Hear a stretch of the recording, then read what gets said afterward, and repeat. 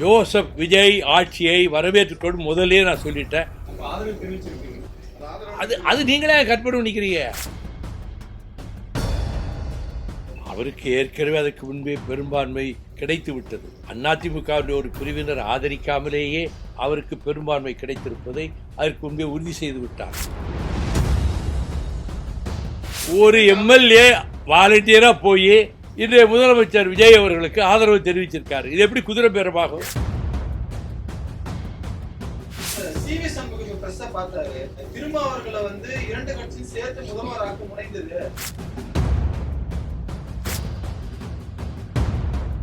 அதிமுக இரண்டாக மீண்டும் பிளவுபடுறது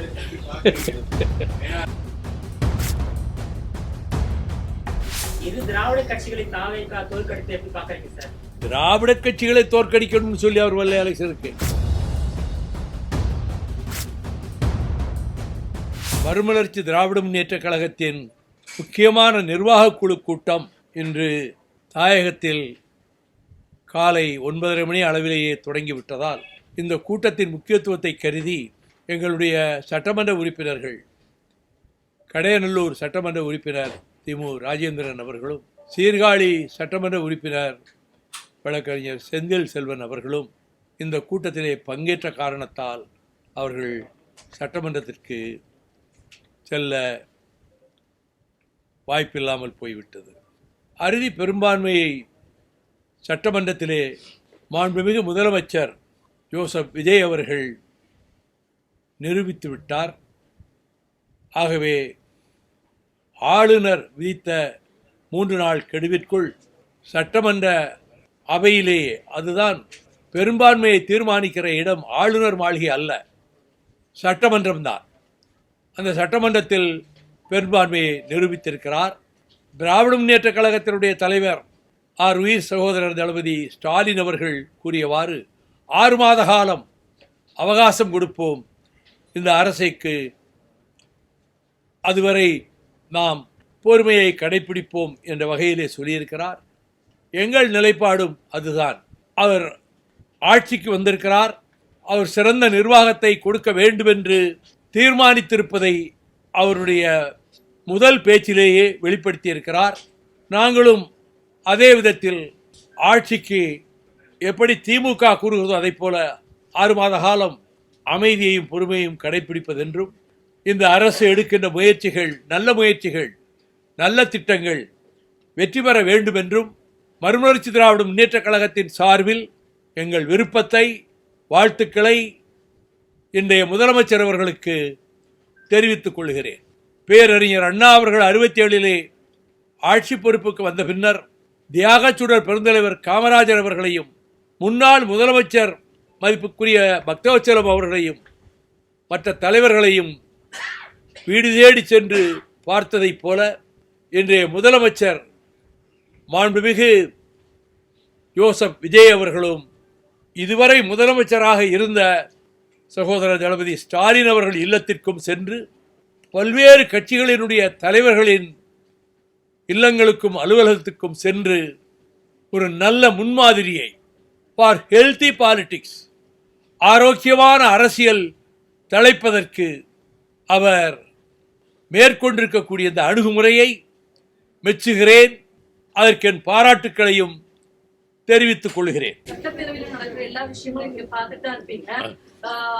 திராவிட கட்சிகளை எதிர்த்து தான் விஜய் அவர்கள் பிரச்சாரம் மேற்கொண்டாரு. அதன் மூலமா தான் இப்போ ஒரு மாற்றுத்திறனாளி பெரும்பான்மை கொண்டாட்டாலும் ஓரளவு அதிகமா வாக்கு செலுத்திருக்காங்க. ஆனா அதிமுக இன்னைக்கு உழைப்பிட்டு இருக்கிற நிலையில எடப்பாடி அவர்களை பார்க்கறதுக்கு முன்னாடி சி.வி. சண்முகம் அவர்களை பார்த்துட்டாங்க. அதுக்கப்புறம் அதிமுகவுடைய ஆதரவும் அவரை ஏத்துக்கிறாரு. இந்த விஷயத்தை தமிழ்நாட்டு மக்கள் எப்படி பார்ப்பாங்க நீங்க நினைக்கிறீங்க? அவருக்கு ஏற்கனவே அதுக்கு முன்பே பெரும்பான்மை 120 சட்டமன்ற உறுப்பினர்களுடைய ஆதரவிற்காக பெரும்பான்மை கிடைத்து விட்டது. அதிமுகவுடைய ஒரு பிரிவினர் ஆதரிக்காமலேயே அவருக்கு பெரும்பான்மை கிடைத்திருப்பதை அதற்கு முன்பே உறுதி செய்து விட்டார். இப்பொழுது அதிமுகவிலே இருந்து சில உறுப்பினர்கள் அவர்கள் ஆதரவை தெரிவித்திருக்கிறார்கள், அவ்வளவுதான். ஆதரவு தெரிவிக்கிற போது வேணாம்னு சொல்வாரு, ஓட்டுக்கு விடும்போது அவங்க ஓட்டு போட்டிருக்காங்க. விஜய் அவர்களும் குதிரை பேரம் பேசுறதா சொல்லியிருக்காரு. ஸ்டாலின் சொல்றப்ப கூட கிளீன் பாலிடிக்ஸ் சொல்லிட்டு டர்ட்டி பாலிடிக்ஸ் பண்றாருன்னு இருக்காங்க. அந்த மாதிரி குதிரை பேரத்துல விஜய் இறங்கி இருக்காரு. எனக்கு தெரிய அவர் குதிரை பேரத்தில் ஈடுபட்டதாக தெரியவில்லை. அமமுகவில் உள்ள ஒரு வேட்பாளர் வந்து அவர் வீட்டுக்கு முகத்தை மூடிக்கிட்டே போன மாதிரியான ஒரு விஷயம்லாம் வெளியாகுது. இதெல்லாம் வச்சுதான் குதிரை பேர் நடந்திருக்கும். ஒரு எம்எல்ஏ வாலண்டியரா போய் அமமுகவில் வந்த எம்எல்ஏ ஜெயிச்ச எம்எல்ஏ அவர் வாலண்டியரா போய் இன்றைய முதலமைச்சர் விஜய் அவர்களுக்கு ஆதரவு தெரிவிச்சிருக்காரு. இது எப்படி குதிரை பேரமாகும்? ஏன் முகத்தை மூடிட்டு போனோம்? அது எனக்கு தெரியாது. முகத்தை மூடினாரா முகத்தை திறந்தாரான்னு எனக்கு தெரியாது. எனக்கு தெரியாது. திமுக தலைவரே சொல்லியிருக்காரு, குற்றச்சாட்டு குதிரை பேரத்தை. அது அவருடைய கருத்து. ஒவ்வொரு கருத்தையும் ஒவ்வொரு தலைவர்களோட கருத்தையும் எல்லா தலைவர்களும் அப்படியே ஏற்றுக்கிட வேண்டியது. ஒவ்வொருத்தருக்கும் தனிப்பட்ட கருத்து இருக்கும். எனக்கு அப்படிப்பட்ட கருத்து இல்லை. அதே சமயம் இந்த சிவி சண்முகம் பிரஸ்ஸ பார்த்தாரு. சரி. அதிமுக தரப்புல. இதுல திருமாவர்களை வந்து 2 கட்சியும் சேர்த்து முதல்வராக்க முனைந்தது. அதை வந்து எடப்பாடி தான் மறுத்துட்டாரு. நான் இருந்தா இருப்பேன், இல்லாட்டி திரும்ப விட மாட்டேன்ற மாதிரி சொல்லியிருக்காரு. அந்த தகவல் கொண்டுதா திரும்ப முதல்வர்ன்றதை எப்படி பாக்குறீங்க? இது பற்றி எந்த கருத்தும் கூற விரும்பவில்லை. காரணம், மார்க்சிஸ்ட் கம்யூனிஸ்ட் கட்சியினுடைய அகில இந்திய பொதுச் செயலாளர் காம்ரேட் பேபி ஒரு கருத்தை சொன்னார். மறுநாள் அந்த கருத்தை மறுத்து சொன்னார். ஆக பல புதிர்கள் இதில் இருக்கின்றன. அதற்குள் நான் செல்ல விரும்பவில்லை. தமிழக அரசு ஜோதிடர் பண்டிட் வந்து அரசு குறிப்பு போட்டிருந்தாங்க, திரும்ப பெறப்பட்டிருக்காது. மறுபடியும் திரும்ப பெற்றுட்டாங்களா? எனக்கு தெரியாது. நான் நிர்வாக குழுவில் நடந்துட்டதுனால எனக்கு டிவியும் பார்க்கல, செய்தியும் தெரியாது. திரும்ப பெற்றுக்கிட்டாரா? இது இல்லை. அப்படி திரும்ப பெற்றிருந்தா வரவேற்க வேண்டிய விஷயம்தான். மார்க்சிஸ்ட் கட்சி அதை கண்டித்து அறிக்கை கொடுத்தது. அவங்க அது மாதிரி அதை திரும்ப பெற்றிருந்தா சரி. அவர் வந்து அப்படி மார்க்சிஸ்ட் கட்சி சொன்ன உடனே சரி இது தவறான முடிவாக இருக்குமோ அது என்று சொல்லி அவர் யோசிச்சு அதை திரும்ப பெற்றிருக்கலாம். அதை வரவேற்க வேண்டியதானே.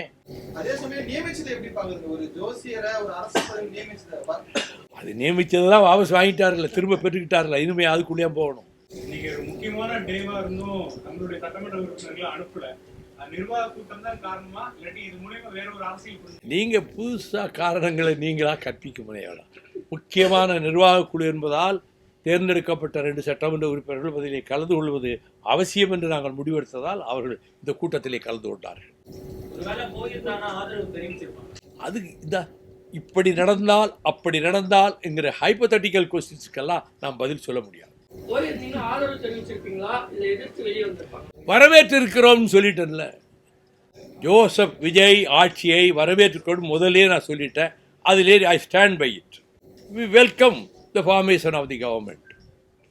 அவர் ஆட்சி அமைப்பதற்கு வரவேற்றுக்கொண்டு சொல்லிட்டேன். அது அது நீங்களே கற்பனை நினைக்கிறீங்க. அது இப்படி நடந்திருந்தால் அப்படி நடந்திருந்தால் எப்படிங்கிற ஹைப்போதட்டிக்கல் கொஸ்டின்ஸ் இருக்குல்ல, அதுக்கெல்லாம் நான் ரிப்ளை பண்ண முடியாது.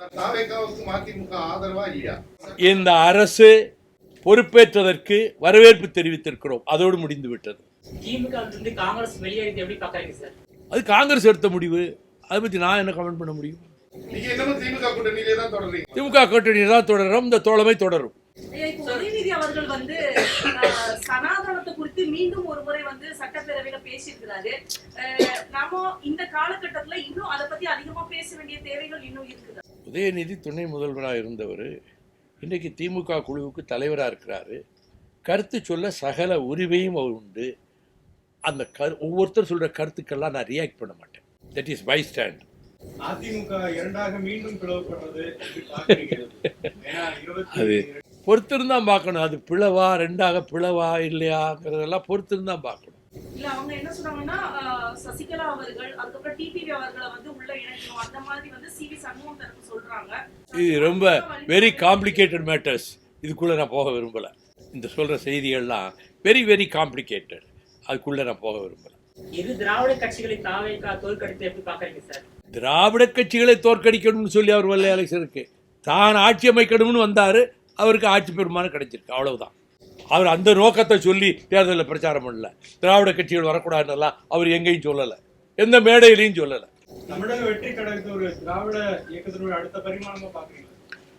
அது அவர் எடுத்துக்கொண்டு போகிற முறை, நடத்துகின்ற ஆட்சி முறை, அவருடைய அணுகுமுறை எல்லாவற்றையும் வாட்ச் பண்ணி பொறுத்திருந்து தான் இதுக்கு பதில் சொல்ல முடியும்.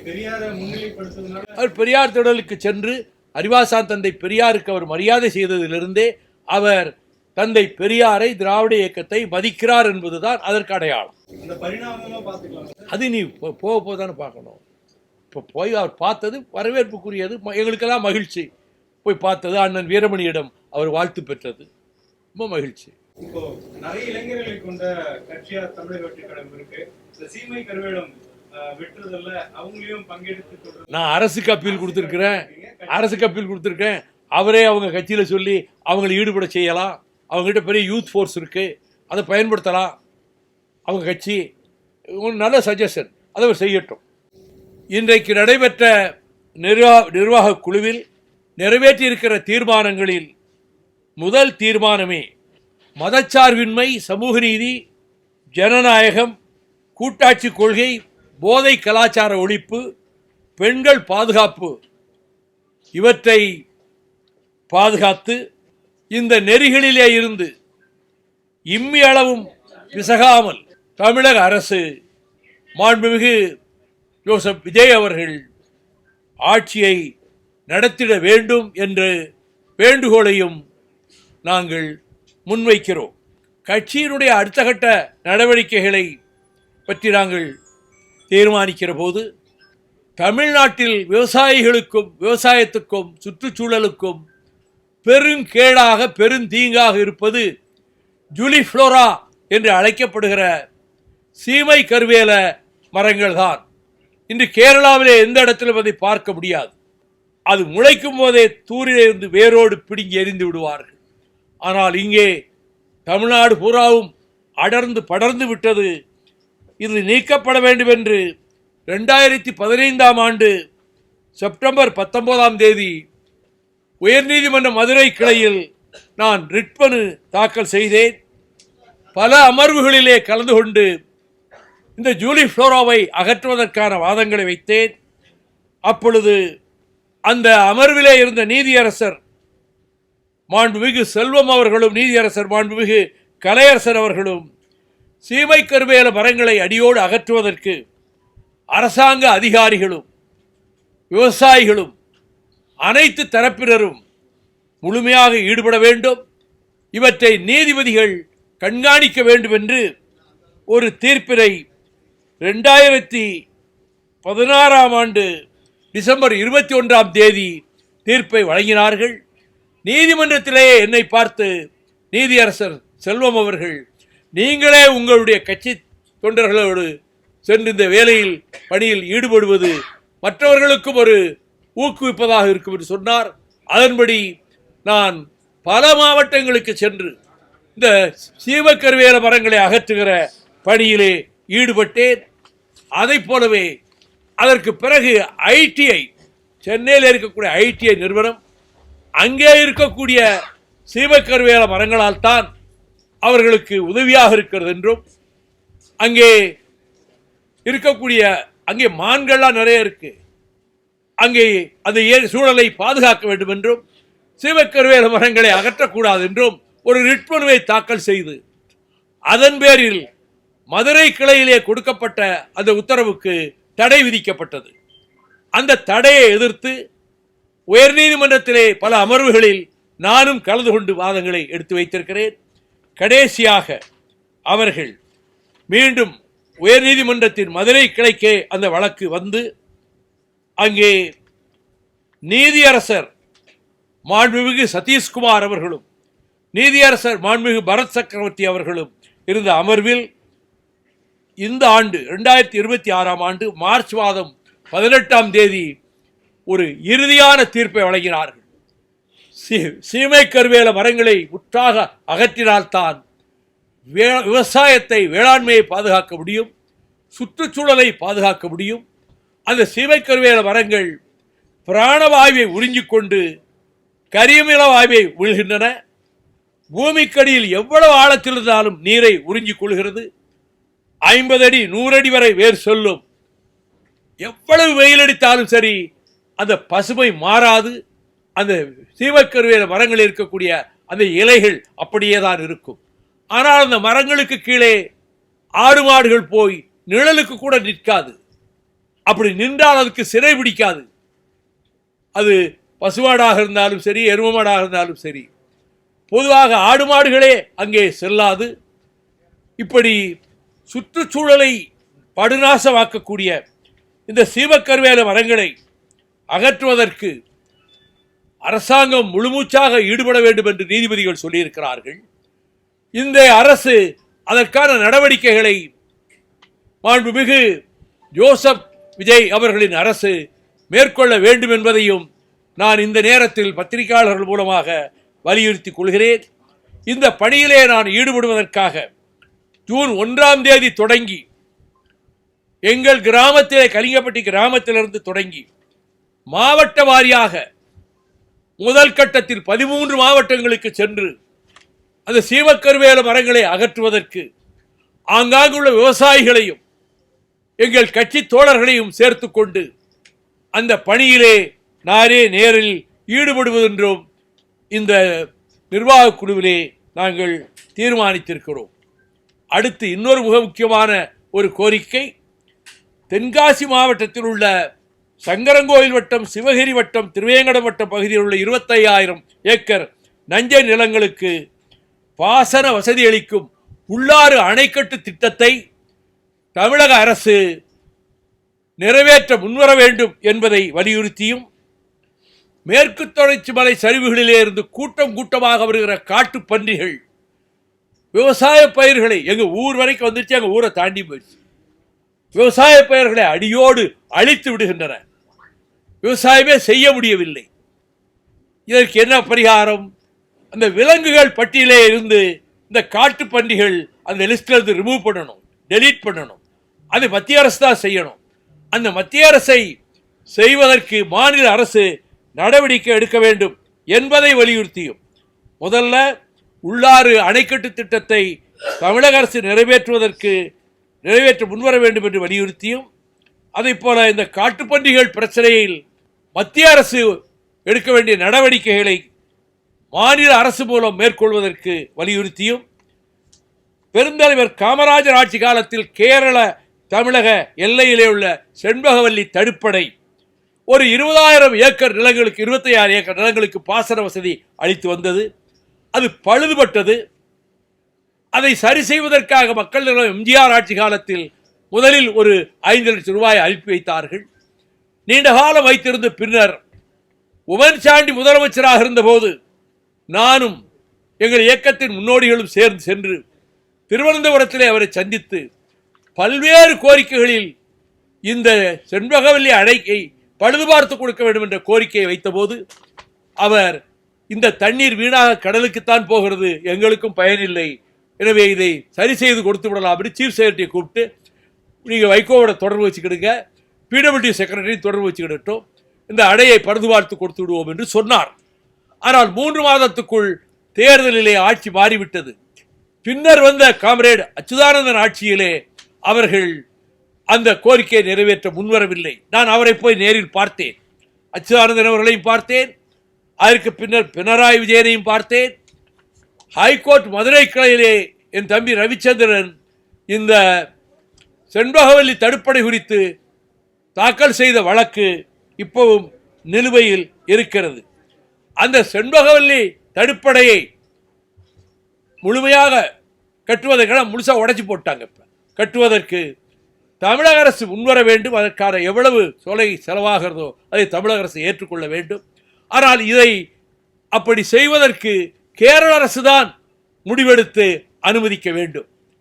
அது குறித்து இந்த 3 கோரிக்கைகளையும் வலியுறுத்தி நான் வாசுதேவநல்லூரில் ஜூன் 5ஆம் தேதி அன்று ஏராளமான விவசாயிகளையும் கட்சி தோழர்களையும் இணைத்துக் கொண்டு ஒரு உண்ணாநிலை அறப்போரை மேற்கொள்வதென்று இந்த கூட்டத்திலே நாங்கள் தீர்மானித்திருக்கிறோம்.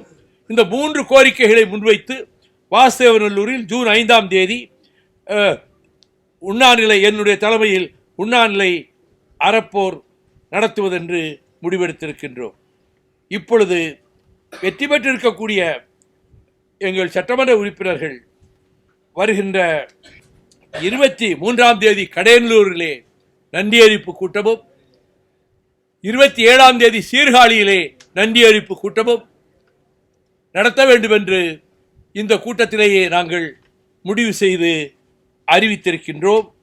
மதுக்கடைகளை 2023ஆம் ஆண்டு அப்பொழுது இருந்த மாண்புமிகு ஸ்டாலின் அவர்களின் தலைமையிலான திமுக அரசு 500 டாஸ்மாக் மதுக்கடைகளை, வழிபாட்டு தலங்கள், கல்வி நிறுவனங்கள் அருகே செயல்பட்டு வந்த டாஸ்மாக் கடைகளை மூடியது. தற்போது மொத்தத்தில் தமிழ்நாடு மாநில வாணிபக் கழகத்தால் 4765 மதுபான சில்லறை விற்பனை கடைகள் நடத்தப்பட்டு வருகின்றன.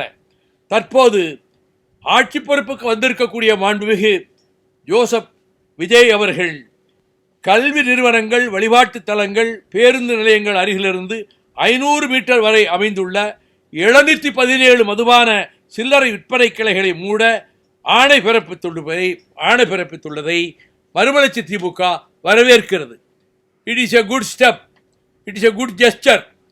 ஆனால் முழு மதுவிலக்கு தான் எங்களுடைய இலக்கு என்ற வகையில் நான் கிட்டத்தட்ட 1200 கிலோமீட்டர் நடைபயணம் மேற்கொண்ட போது, வழிநெடுகிலும் லட்சக்கணக்கான மக்களை சந்திக்கிற போது இதையே வலியுறுத்தி நான் நடைபயணம் மேற்கொண்டவன். எனவே முழு மதுவிலக்கை கொண்டு வருவதற்கும் இந்த அரசு நடவடிக்கைகளை எதிர்காலத்தில் எடுக்க வேண்டும் என்பதையும் இந்த நிர்வாகக் குழுவின் மூலமாக தமிழக அரசை நாங்கள் வேண்டிக் கொள்கிறோம். இதற்கு பிறகு ஜூன் 27ஆம் தேதி, வருகிற ஜூன் 27ஆம் தேதி அன்று கழகத்தின் 32வது பொதுக்குழுவை சென்னையிலே நடத்துவதென்றும் நாங்கள் தீர்மானித்திருக்கிறோம். எங்கள் கட்சியினுடைய இயக்கத்தினுடைய வார பத்திரிகை சங்குலி தொடங்கப்பட்டு 30 ஆண்டுகள் ஆயிற்று. அந்த 30ஆம் ஆண்டு நிறைவு விழாவை வருகிற ஜூலை 17ஆம் நாள் சென்னையில் நடத்துவதென்றும் இந்த நிர்வாகக் குழுவிலே நாங்கள் முடிவெடுத்திருக்கின்றோம்.